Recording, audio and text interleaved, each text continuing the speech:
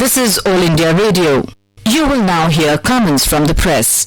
Most newspapers have written about Cyclone Foni and its aftermath. The Indian Express, in its editorial titled Taming the Tempest, writes, the Odisha government can take credit for minimizing the impact of Foni, a rarest of rare summer cyclone that made landfall near Puri on Friday. It flattened several structures on the coast and disrupted essential services in the state. 2 decades ago, the super cyclone, which swept the state with wind speed similar to Foni, killed over 10,000 people. Odisha had then promised to put systems and structures in place to deal with cyclones, an unavoidable natural phenomenon on the Bay of Bengal coast.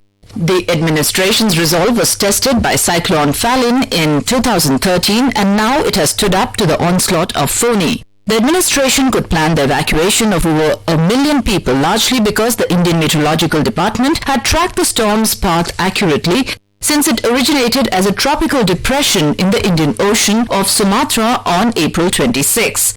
As the eye of the storm moved across the Bay of Bengal, the Odisha administration embarked on a massive communication outreach to get the vulnerable population on the coast shift to nearly 900 cyclone shelters that had been built in the aftermath of the 1999 super cyclone.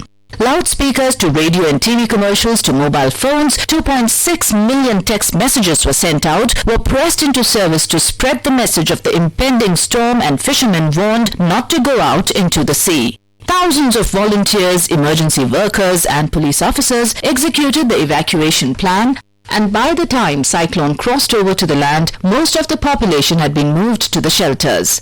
The administration had also readied boats, helicopters and the necessary equipment to clear roads, fallen trees, etc. Now that the worst has passed, it is time to start counting the losses. Electricity and water supply are to be restored in rural and urban areas.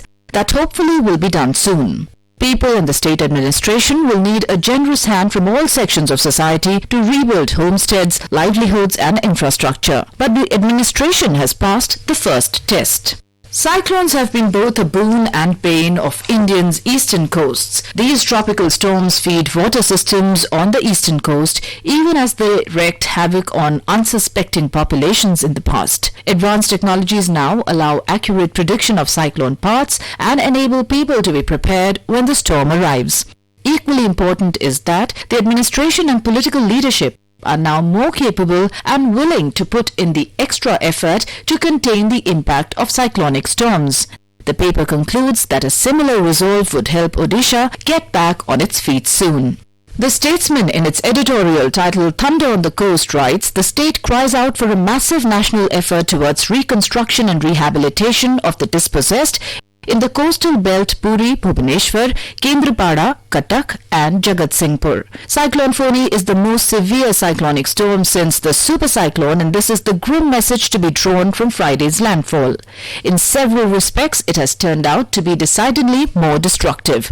The collapse of mobile towers in Bhubaneswar has been symptomatic of the general collapse of connectivity, with Kolkata airport closed for nearly 24 hours and 223 trains cancelled. To that must be added the near total breakdown of power supply, almost inevitably leading to a crippling shortage of water. The paper writes that one must give credit to the National Disaster Response Force (NDRF) for the precautionary measures which have arguably checked the number of casualties.